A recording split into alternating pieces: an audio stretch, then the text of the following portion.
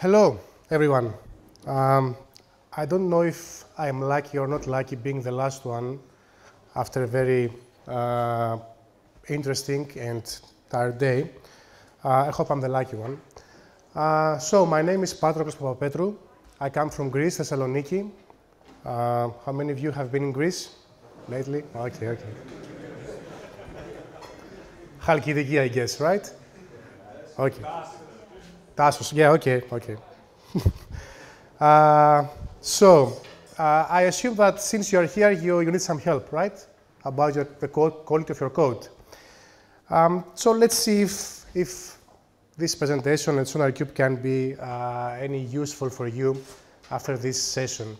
Of course, there's another one tomorrow, which is a more detailed workshop about continuous inspection, but I guess we're going to discuss several things today. So I've been using SonarQube the last 5 years, from 2009, when it was still making its first baby steps. I'm an active member of user and developer mailing list. I have written several plugins about the ecosystem. And last year, I had the chance to be one of the authors of SonarQube in action. Here I am, trying to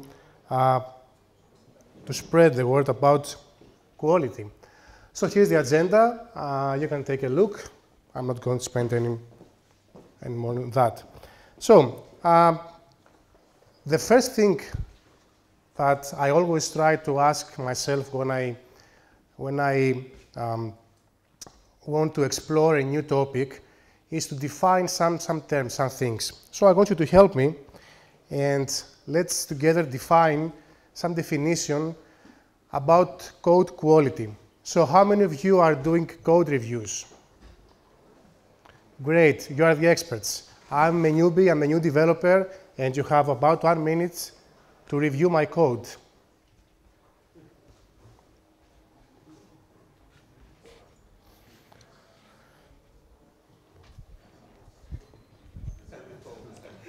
Why do you laugh? Okay, enough. So, what do you think, since you're laughing? Έχεις ένα null pointer. You have one null pointer there in the first if. Okay, how about you? Well, the naming conventions, static declarations, force null pointer. Okay, enough. Anyone else that want to share? Yep. Mixing camel case and snake case. Great. So, how many times did you say by yourself, what the fuck? Around 10. 10. What about you? Infinite. Infinite. Great. And what about you? Don't be polite. None. Great. 10, none, infinite. Great. Okay. You were very helpful, and we have come to a definition, right? I assume that you have seen this image over the internet, and it's quite true, but of course we can't rely on this definition to describe what is code quality. Definitely, if you find yourself cursing and telling this nice word when you're doing code reviews, definitely the code isn't of the best shape. So let's get a little bit serious and try to understand what is code quality. Actually, I tried to find on the internet, I Googled several times, to find a nice definition and quote it here. The truth is that I found several definitions about software quality in general. Okay, but I wanted something more specific. So I came up with this one. So for me, and for you, I suppose, code quality is an indicator about how quickly developers can add business value to a software system. We had a great talk, the keynote talk, about adding new features, about problem solving, the first talk we have today. So this can be a very good addition to what we listen in the morning. So if you find yourself hunting chasing your own tail like a dog and just fixing bugs and struggling adding new features, then something is not really good at the quality of your code, right? Now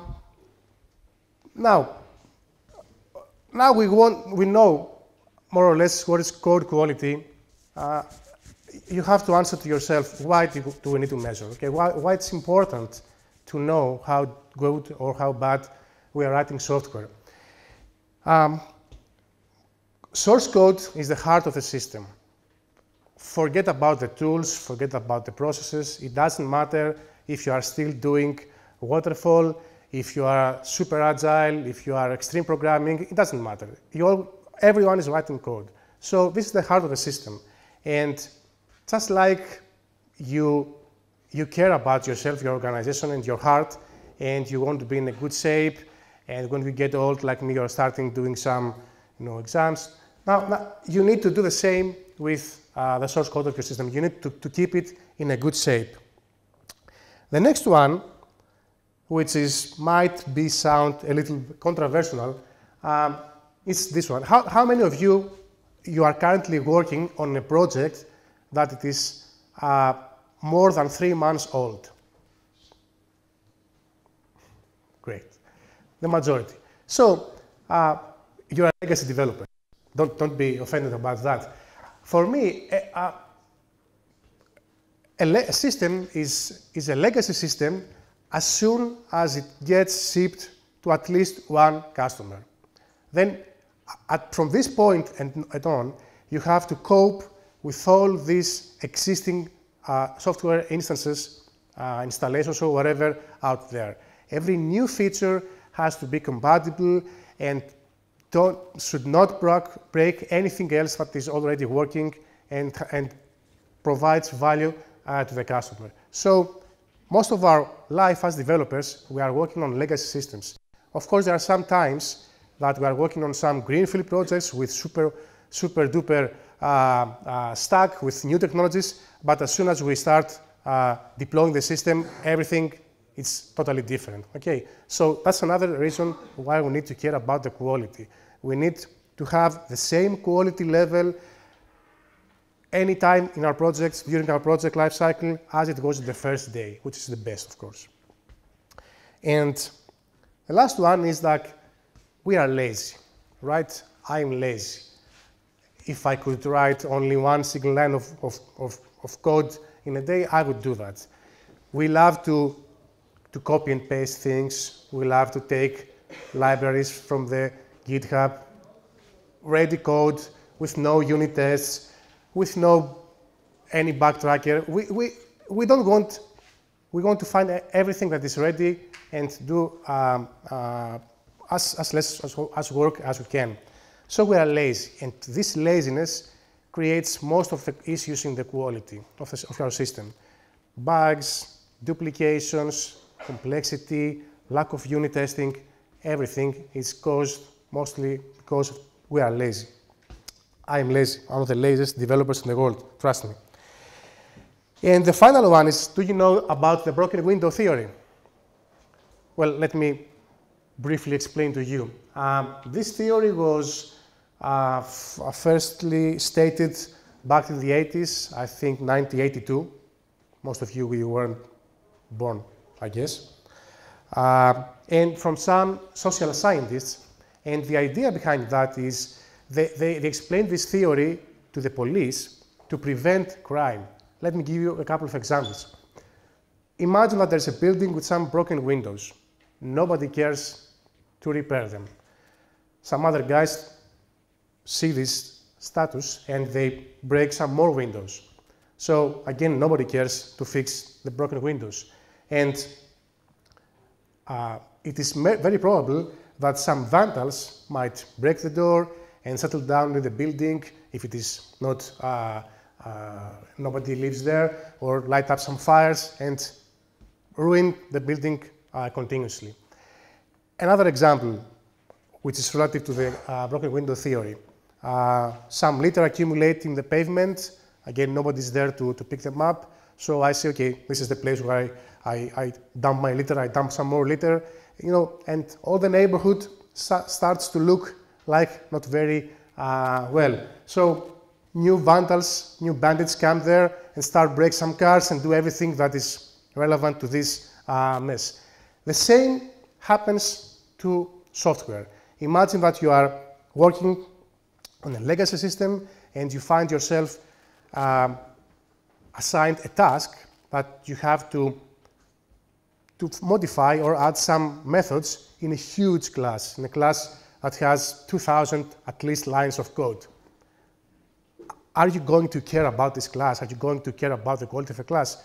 Most of you probably, you are going to add the method, test it manually, of course, and go for the next task, the next assignment. And the reason, you have a very good reason, because you found it like that. That's the broken window theory. And somehow we need to stop this cycle, okay, to stop this theory. So this is why code quality is one of the most important things in software. So before I describe what is good to measure, one might wonder, okay, when is the time to measure? Yesterday. It's the day 0 of your project. And this is very important because every member of the team should be aligned with the quality standards from the first day. And what I mean, team member are not only developers. Developers, testers, architects, team leaders, UI designers, whatever, team managers, non-technical managers, everyone that has to do with this project should be aligned with the quality standards. But what about legacy systems? Start caring about quality from tomorrow. Go back to your work jobs and start caring about quality. It doesn't matter if your system has already 1 million of code with spaghetti code. Start measuring the quality for the new code. It's a start, okay? So after some period, you find yourself that the overall quality will be improved. Now, the next important question is, okay, I need some help. What am I supposed to measure? There are hundreds of different, let's say, measures that you can start with. The first one is the worst mistake you can do, measuring abstract numbers. It's totally useless to tell me that, okay, in my project, we have 1,000 duplicate lines. Okay, 1,000 out of what? Out of 2,000 lines or out of 1 million lines of code? Abstract numbers are completely useless unless you are paying developers by the line of code they are writing. But I assume that nobody actually does that nowadays. So my suggestion is that measure something that's valuable for you, but do it constantly. Measure the evolution through time. So with that, you will be able to know your starting point, you will be able to define your target goals and see how well or how bad you've been doing within a specific period. So it doesn't matter really which measure you're going to pick, although it really matters, but you have to do it constantly, okay? So what are the most important metrics that the team members are familiar with, can understand, and can give you valuable information? So before that, I have to introduce you the 7 axes of quality. Have you heard about them? Okay, let me show them to you. The old ones. Okay, of course they are not them. Maybe we can use this one to kill the developers that produce this code. But again, I'm not talking about this axis. I'm talking about the 7 deadly sins of developers. Okay, right? The 7 deadly sins in ancient Egypt.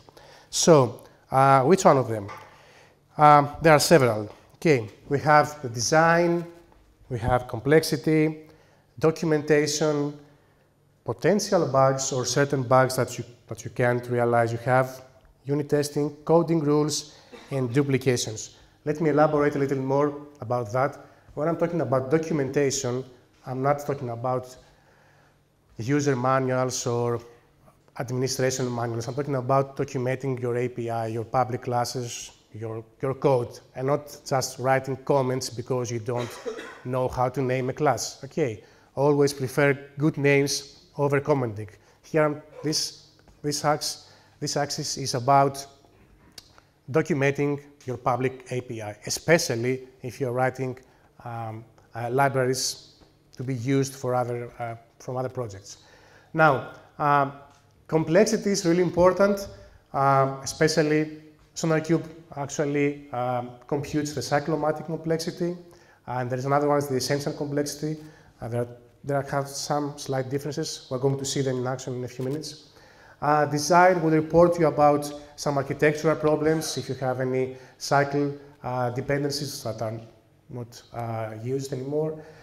Duplications will report about duplicate lines of code and the density of them, and of course how many lines of code are completely useless, so you can remove.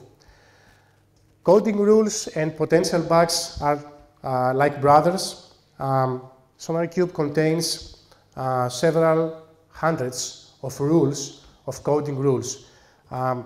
You can enable, disable anything you want. You can customize these rules to fit your needs, your projects, and you can get reports about which rule is broken and if you have some potential or certain bugs. Yes, you can find exactly where you have some bugs, but you haven't discovered yet, or your users in your software. And finally, we can get reports about unit testing.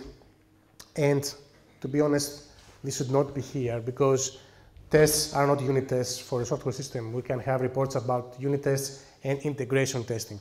Integration testing in terms of SonarQube is everything else than unit test. Acceptance testing, in-container testing, database testing, UI testing, anything that is not included in unit testing.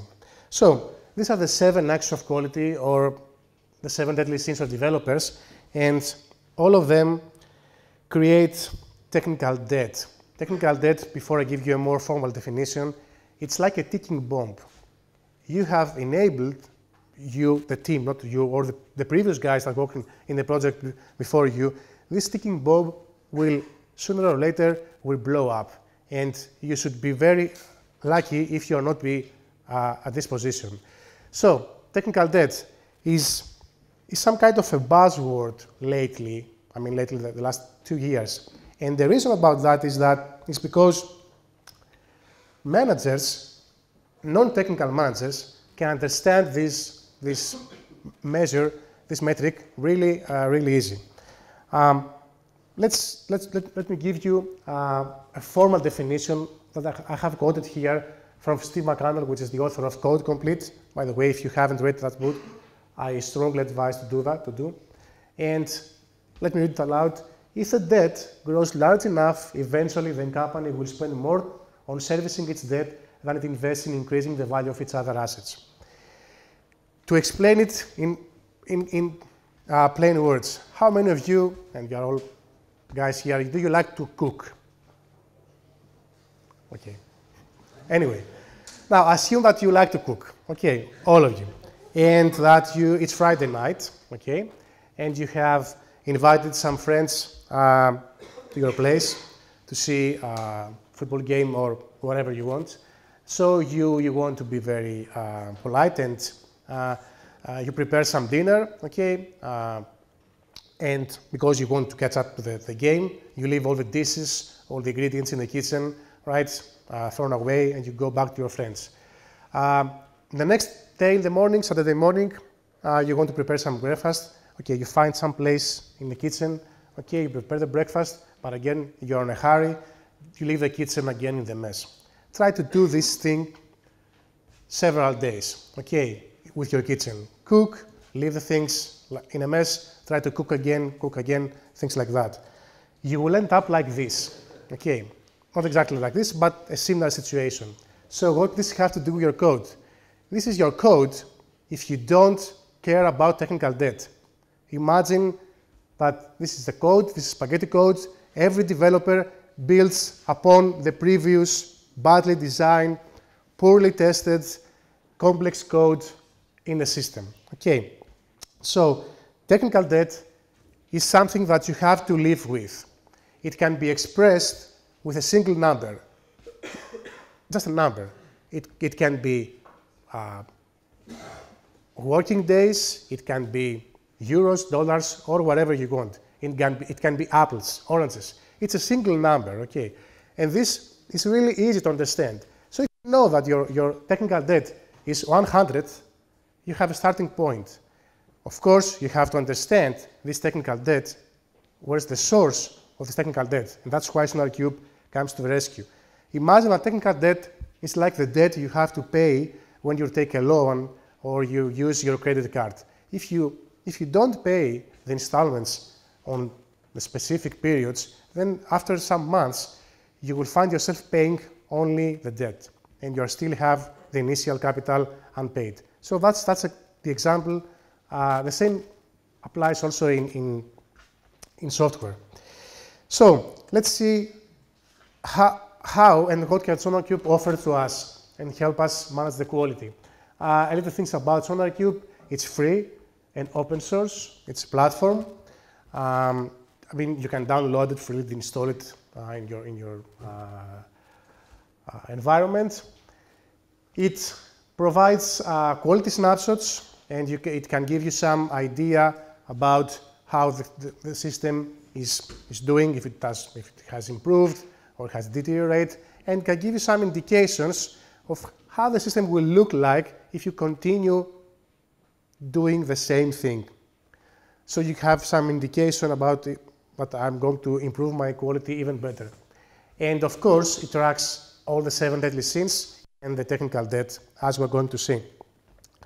SonarQube is for everything. I mean, it covers almost every well-known language.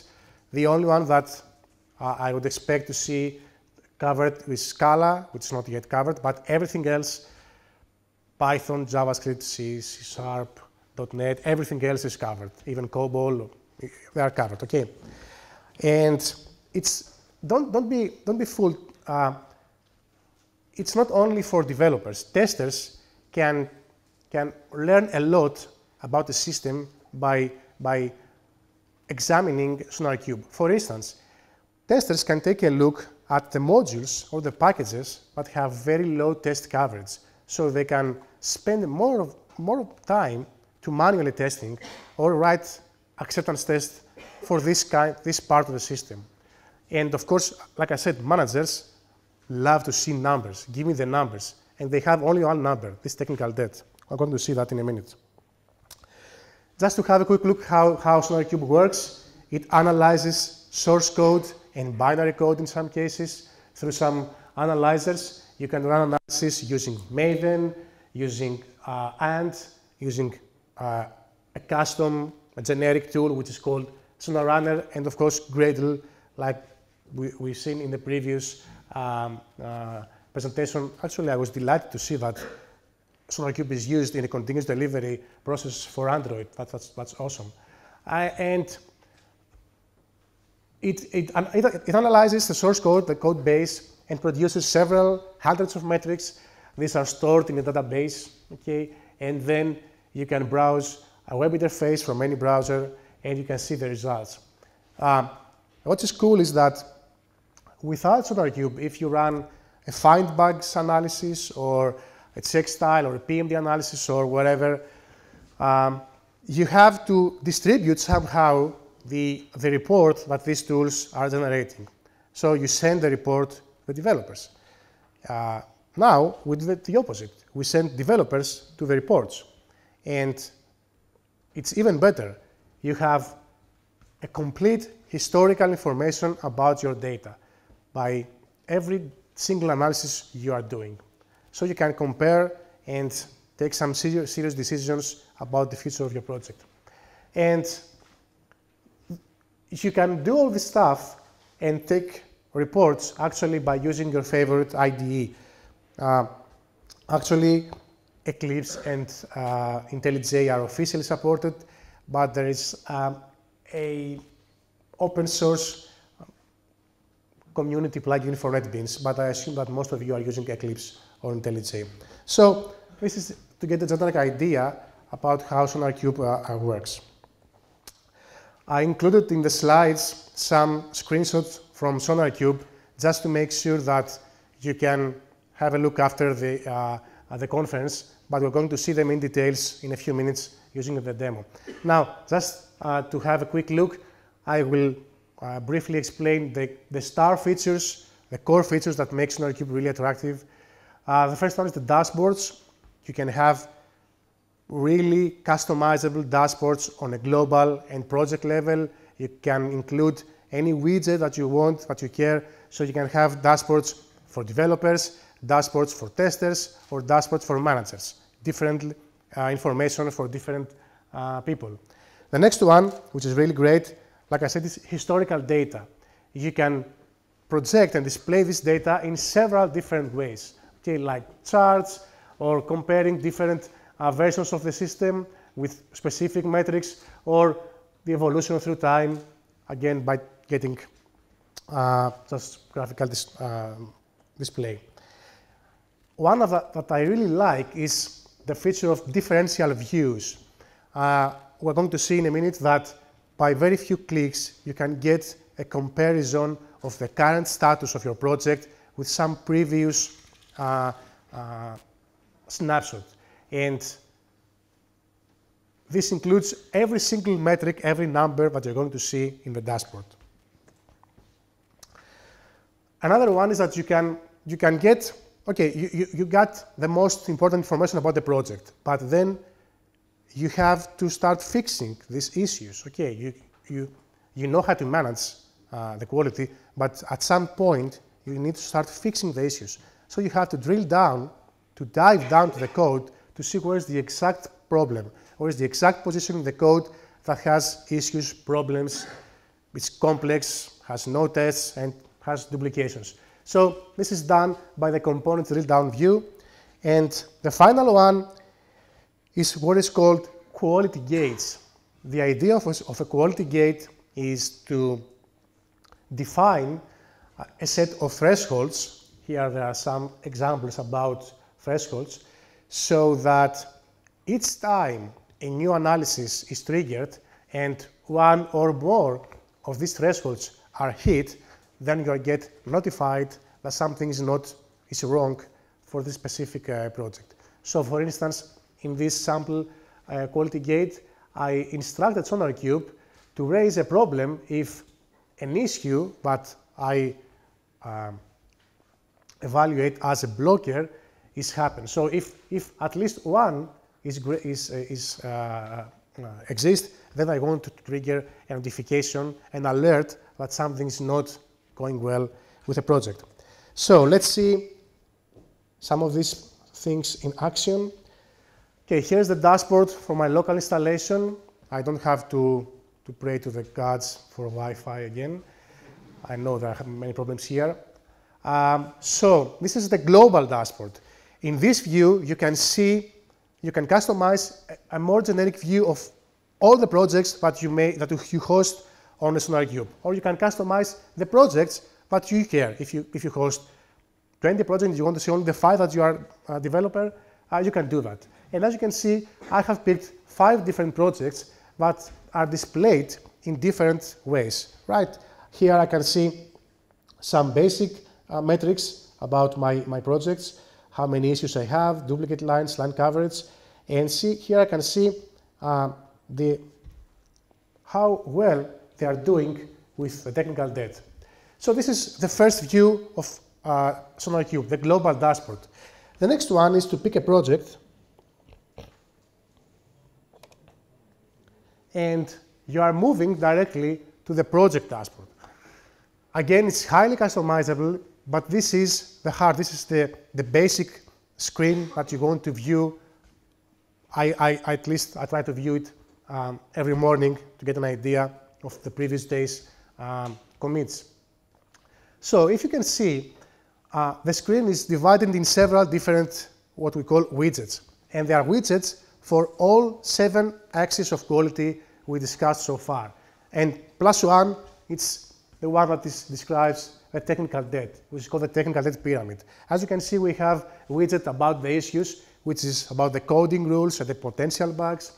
And this is categorized also with some priorities, blocker, criticals, majors. We have information about test coverage, and as you can see here, we have different metrics about line coverage and branch coverage, and information about the success or the failure of our tests.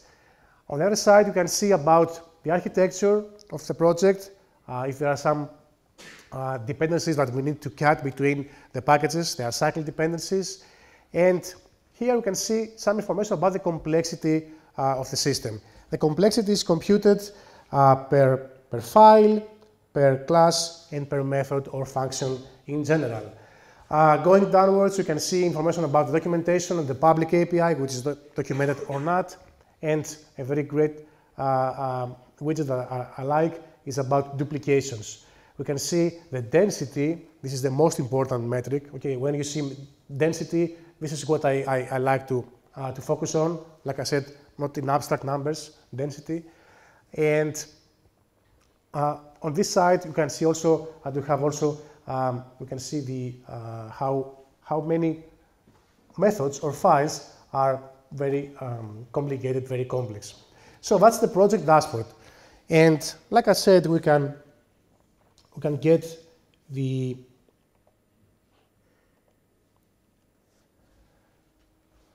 drill down view, the comparison drill down view.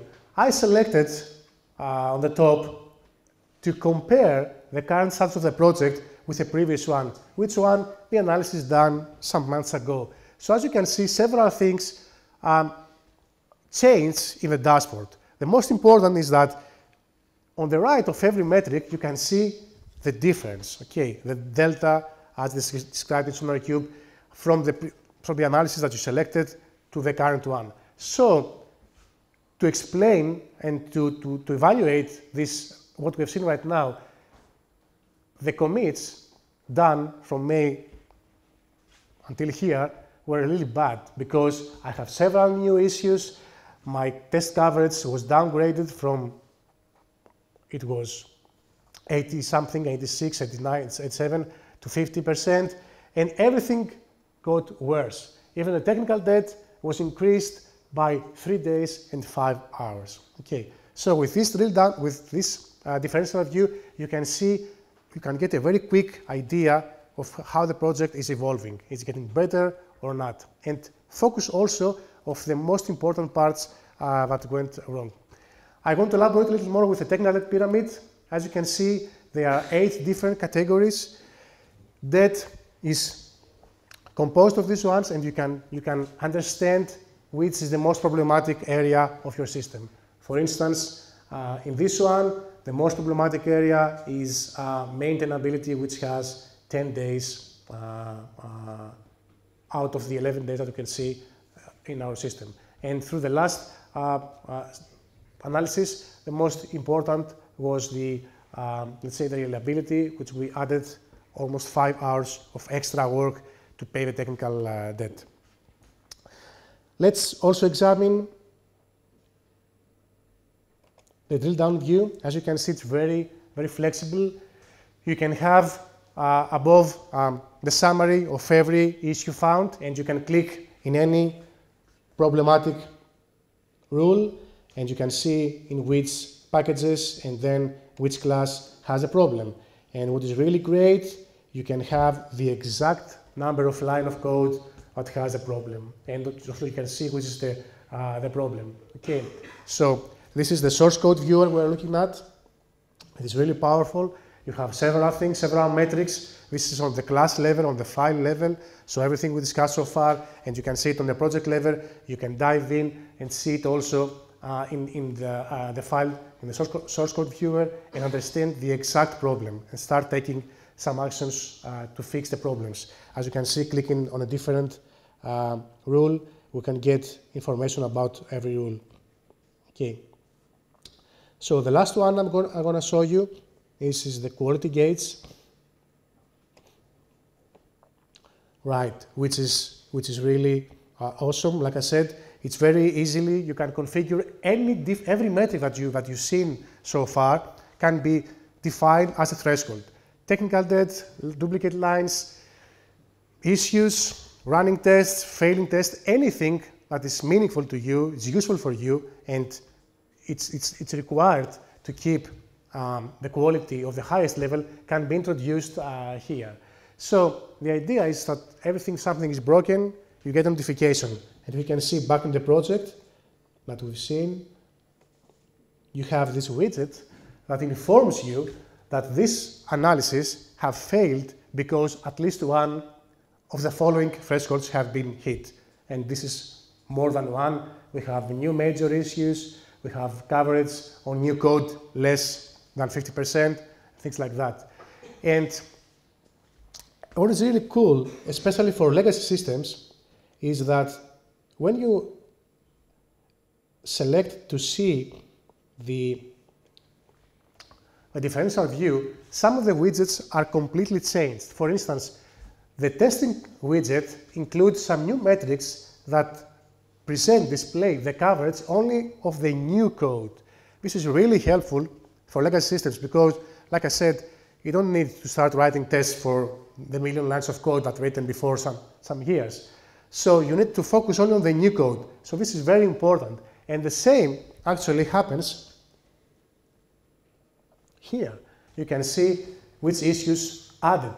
Okay, so you know exactly that the last analysis has deteriorated the project by 39 issues. So you don't care about the issues found before, which might be 1,000 or more for a legacy system. Just focus on the new one.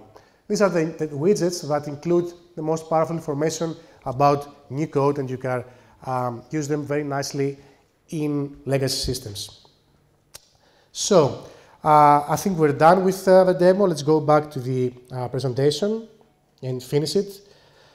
So what's the big picture? That's a nice kitchen, right? It doesn't look anything with the previous one. Ideally, I would love to have this kitchen in my house, and I would love to have this kind of software in the projects I work. So the big picture is that try to track and manage and pay the technical debt every day. And if you can't every day, do it at least weekly. Okay.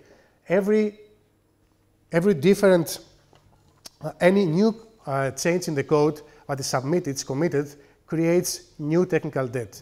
So whenever you finish a feature, a new functionality, step back for a minute and try to think if you can optimize your code, meaning that you are paying your technical debt. So clean up the kitchen and don't just let moms do the cleanup.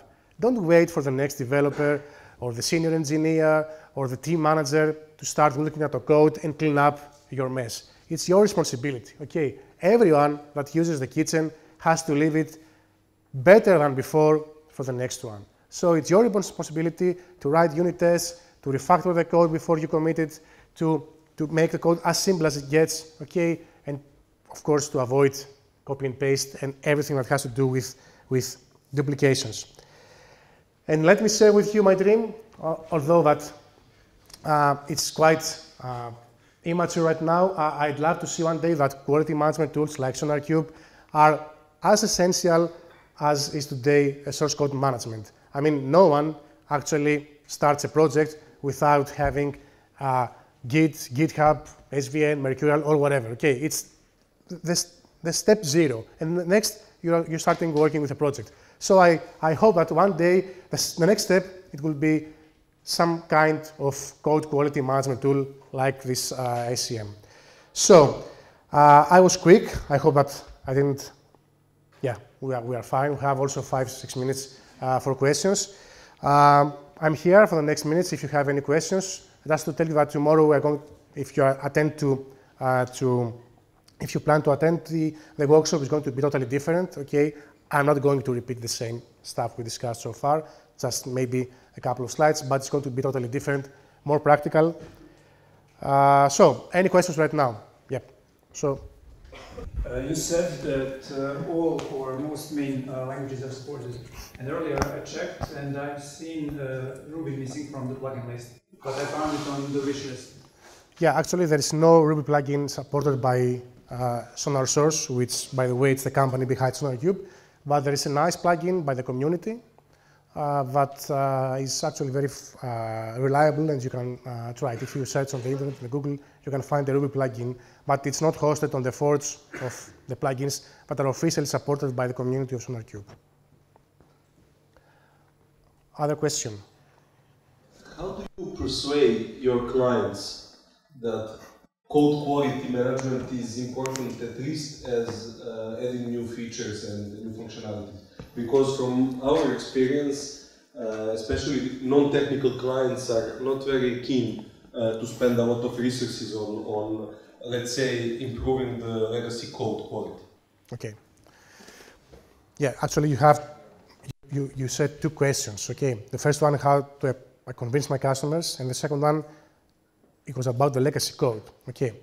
I'm not going to convince any customer to improve the quality of the code of a legacy system. And what I mean, if it's not used or maintained anymore, okay, and it doesn't, you don't maintain because it doesn't create new bugs, it doesn't need new features, then okay, leave it as it is for legacy systems.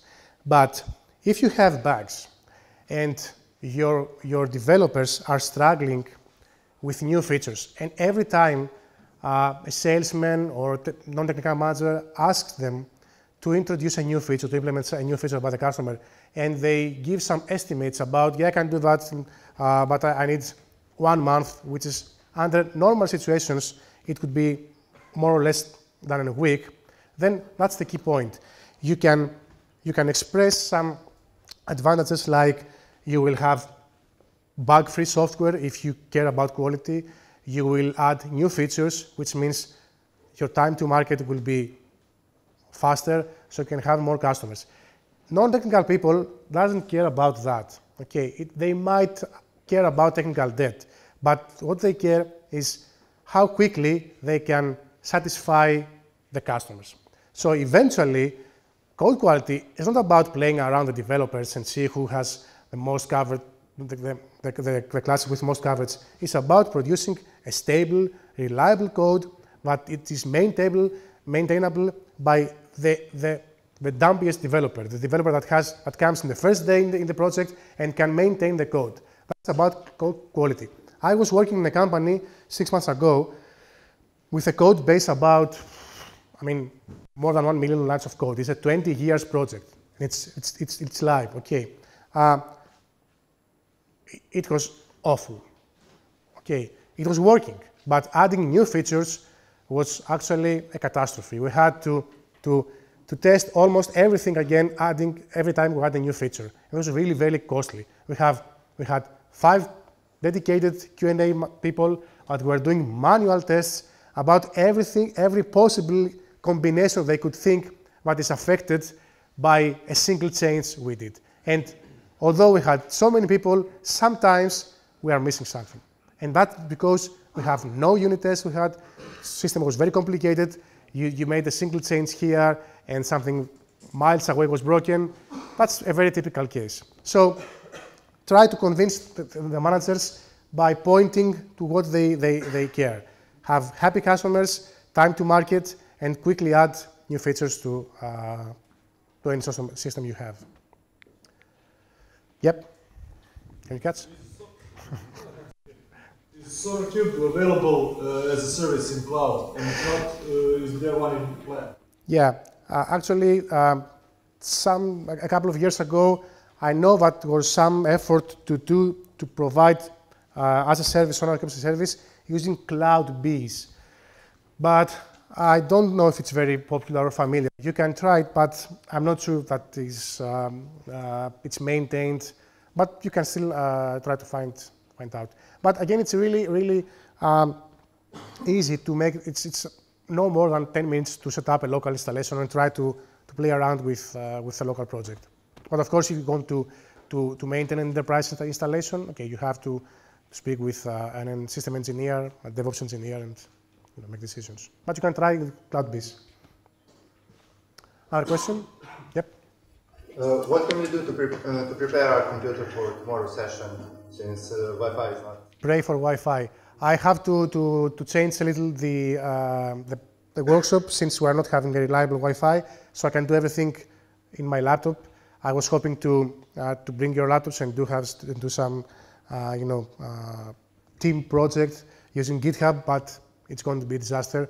So I'll do everything using my laptop. So I don't know. I don't want to destroy the workshop. Yep. Will this be continuous workshop, or each of the 4 sessions will start from the scratch? It will be a continuous, but okay, you can attend only one, but there has to be some, continuity.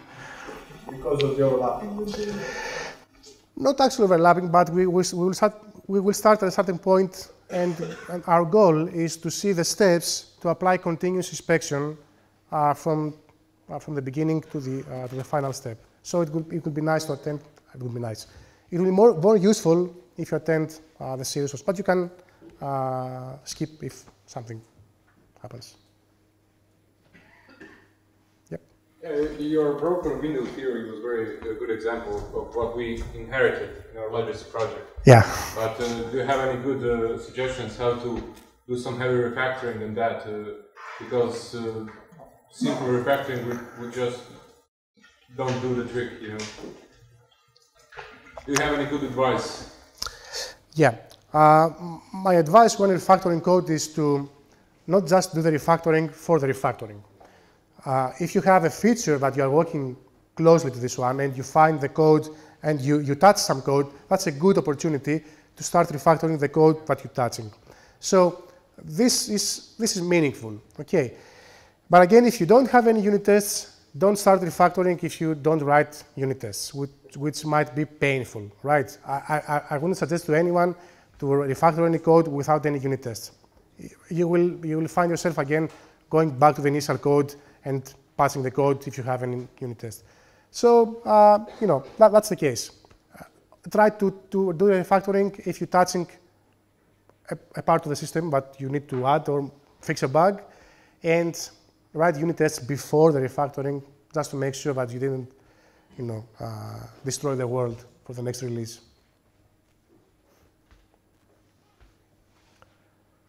Okay, no more questions. Thank you very much, guys. Have a nice evening.